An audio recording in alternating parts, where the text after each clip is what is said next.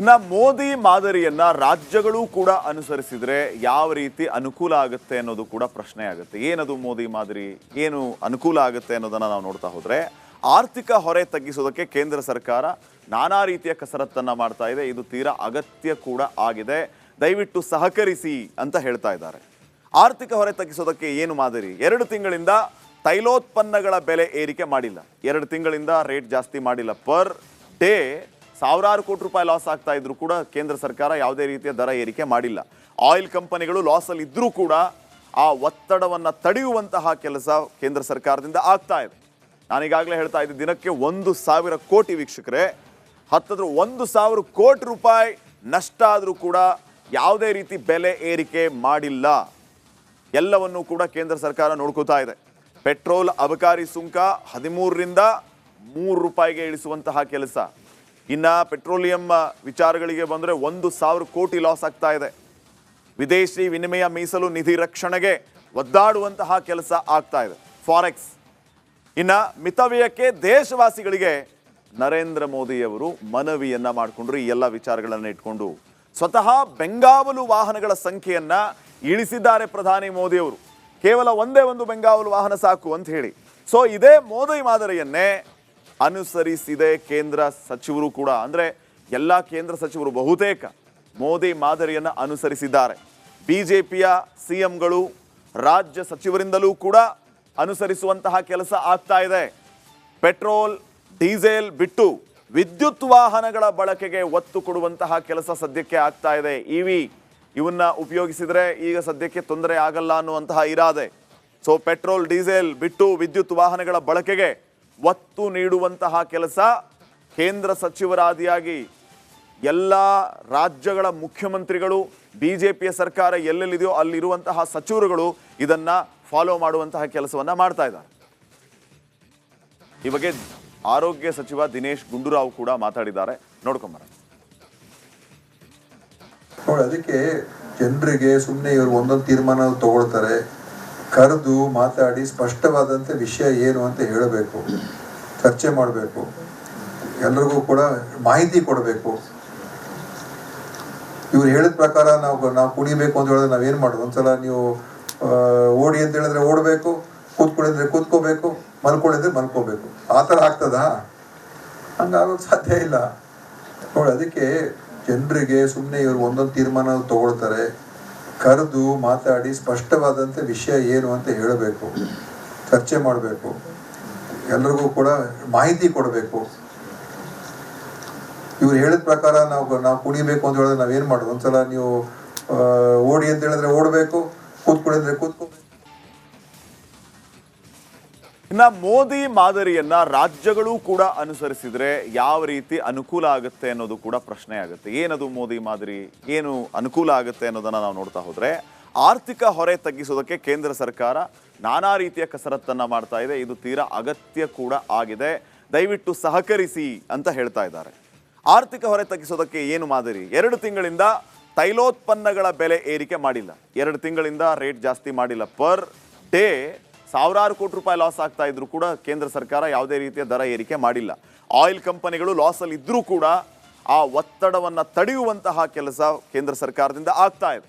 ನಾನೀಗಾಗಲೇ ಹೇಳ್ತಾ ಇದ್ದೆ, ದಿನಕ್ಕೆ 1,000 ಕೋಟಿ ವೀಕ್ಷಕರೇ, ಹತ್ತಿರ 1,000 ಕೋಟಿ ರೂಪಾಯಿ ನಷ್ಟ ಆದರೂ ಕೂಡ ಯಾವುದೇ ರೀತಿ ಬೆಲೆ ಏರಿಕೆ ಮಾಡಿಲ್ಲ.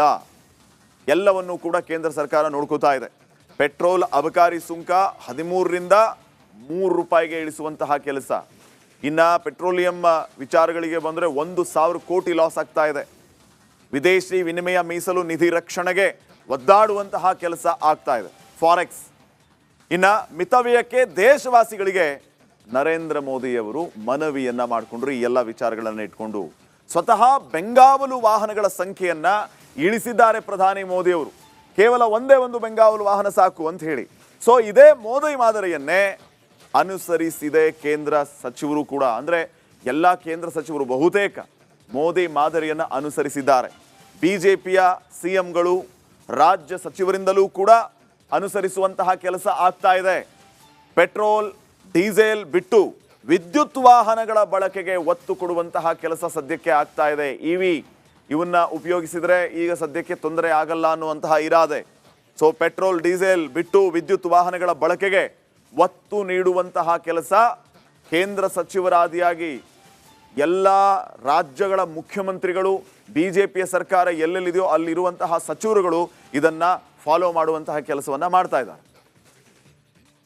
ಈ ಬಗ್ಗೆ ಆರೋಗ್ಯ ಸಚಿವ ದಿನೇಶ್ ಗುಂಡೂರಾವ್ ಕೂಡ ಮಾತಾಡಿದ್ದಾರೆ. ನೋಡ್ಕೊಂಬರ.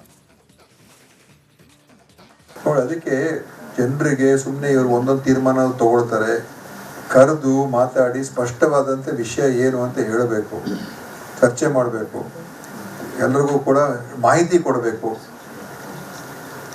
ಇವ್ರು ಹೇಳಿದ ಪ್ರಕಾರ ನಾವು ಕುಣಿಬೇಕು ಅಂತ ಹೇಳಿದ್ರೆ ನಾವೇನು ಮಾಡೋದು? ಒಂದ್ಸಲ ನೀವು ಓಡಿ ಅಂತ ಹೇಳಿದ್ರೆ ಓಡಬೇಕು, ಕೂತ್ಕೊಳ್ಳಿದ್ರೆ ಕೂತ್ಕೋಬೇಕು, ಮಲ್ಕೊಳ್ಳಿದ್ರೆ ಮಲ್ಕೋಬೇಕು. ಆ ಥರ ಆಗ್ತದಾ? ಹಂಗಾಗೋದು ಸಾಧ್ಯ ಇಲ್ಲ.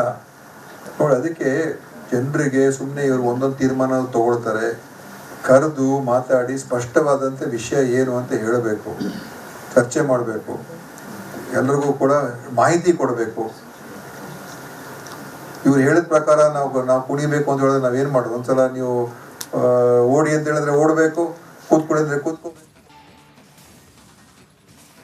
ಇನ್ನ ಮೋದಿ ಮಾದರಿಯನ್ನ ರಾಜ್ಯಗಳು ಕೂಡ ಅನುಸರಿಸಿದ್ರೆ ಯಾವ ರೀತಿ ಅನುಕೂಲ ಆಗುತ್ತೆ ಅನ್ನೋದು ಕೂಡ ಪ್ರಶ್ನೆ ಆಗುತ್ತೆ. ಏನದು ಮೋದಿ ಮಾದರಿ, ಏನು ಅನುಕೂಲ ಆಗುತ್ತೆ ಅನ್ನೋದನ್ನ ನಾವು ನೋಡ್ತಾ ಹೋದ್ರೆ, ಆರ್ಥಿಕ ಹೊರೆ ತಗ್ಗಿಸೋದಕ್ಕೆ ಕೇಂದ್ರ ಸರ್ಕಾರ ನಾನಾ ರೀತಿಯ ಕಸರತ್ತನ್ನ ಮಾಡ್ತಾ ಇದೆ. ಇದು ತೀರಾ ಅಗತ್ಯ ಕೂಡ ಆಗಿದೆ. ದಯವಿಟ್ಟು ಸಹಕರಿಸಿ ಅಂತ ಹೇಳ್ತಾ ಇದ್ದಾರೆ. ಆರ್ಥಿಕ ಹೊರೆ ತಗ್ಗಿಸೋದಕ್ಕೆ ಏನು ಮಾದರಿ? 2 ತಿಂಗಳಿಂದ ತೈಲೋತ್ಪನ್ನಗಳ ಬೆಲೆ ಏರಿಕೆ ಮಾಡಿಲ್ಲ. 2 ತಿಂಗಳಿಂದ ರೇಟ್ ಜಾಸ್ತಿ ಮಾಡಿಲ್ಲ. ಪರ್ ಡೇ ಸಾವಿರಾರು ಕೋಟಿ ರೂಪಾಯಿ ಲಾಸ್ ಆಗ್ತಾ ಇದ್ರು ಕೂಡ ಕೇಂದ್ರ ಸರ್ಕಾರ ಯಾವುದೇ ರೀತಿಯ ದರ ಏರಿಕೆ ಮಾಡಿಲ್ಲ. ಆಯಿಲ್ ಕಂಪನಿಗಳು ಲಾಸಲ್ಲಿ ಇದ್ರೂ ಕೂಡ ಆ ಒತ್ತಡವನ್ನು ತಡೆಯುವಂತಹ ಕೆಲಸ ಕೇಂದ್ರ ಸರ್ಕಾರದಿಂದ ಆಗ್ತಾ ಇದೆ. ನಾನೀಗಾಗಲೇ ಹೇಳ್ತಾ ಇದ್ದೆ, ದಿನಕ್ಕೆ 1,000 ಕೋಟಿ ವೀಕ್ಷಕರೇ, ಹತ್ತಿರ 1,000 ಕೋಟಿ ರೂಪಾಯಿ ನಷ್ಟ ಆದರೂ ಕೂಡ ಯಾವುದೇ ರೀತಿ ಬೆಲೆ ಏರಿಕೆ ಮಾಡಿಲ್ಲ. ಎಲ್ಲವನ್ನೂ ಕೂಡ ಕೇಂದ್ರ ಸರ್ಕಾರ ನೋಡ್ಕೋತಾ ಇದೆ. ಪೆಟ್ರೋಲ್ ಅಬಕಾರಿ ಸುಂಕ 13ರಿಂದ 3 ರೂಪಾಯಿಗೆ ಇಳಿಸುವಂತಹ ಕೆಲಸ. ಇನ್ನು ಪೆಟ್ರೋಲಿಯಂ ವಿಚಾರಗಳಿಗೆ ಬಂದರೆ 1,000 ಕೋಟಿ ಲಾಸ್ ಆಗ್ತಾ ಇದೆ. ವಿದೇಶಿ ವಿನಿಮಯ ಮೀಸಲು ನಿಧಿ ರಕ್ಷಣೆಗೆ ಒದ್ದಾಡುವಂತಹ ಕೆಲಸ ಆಗ್ತಾ ಇದೆ. ಫಾರೆಕ್ಸ್. ಇನ್ನು ಮಿತವ್ಯಯಕ್ಕೆ ದೇಶವಾಸಿಗಳಿಗೆ ನರೇಂದ್ರ ಮೋದಿಯವರು ಮನವಿಯನ್ನ ಮಾಡಿಕೊಂಡ್ರು. ಈ ಎಲ್ಲ ವಿಚಾರಗಳನ್ನು ಇಟ್ಕೊಂಡು ಸ್ವತಃ ಬೆಂಗಾವಲು ವಾಹನಗಳ ಸಂಖ್ಯೆಯನ್ನ ಇಳಿಸಿದ್ದಾರೆ ಪ್ರಧಾನಿ ಮೋದಿಯವರು. ಕೇವಲ ಒಂದೇ ಒಂದು ಬೆಂಗಾವಲು ವಾಹನ ಸಾಕು ಅಂತ ಹೇಳಿ. ಸೊ ಇದೇ ಮೋದಿ ಮಾದರಿಯನ್ನೇ ಅನುಸರಿಸಿದೆ ಕೇಂದ್ರ ಸಚಿವರು ಕೂಡ. ಅಂದರೆ ಎಲ್ಲ ಕೇಂದ್ರ ಸಚಿವರು ಬಹುತೇಕ ಮೋದಿ ಮಾದರಿಯನ್ನು ಅನುಸರಿಸಿದ್ದಾರೆ. ಬಿಜೆಪಿಯ ಸಿಎಂಗಳು, ರಾಜ್ಯ ಸಚಿವರಿಂದಲೂ ಕೂಡ ಅನುಸರಿಸುವಂತಹ ಕೆಲಸ ಆಗ್ತಾ ಇದೆ.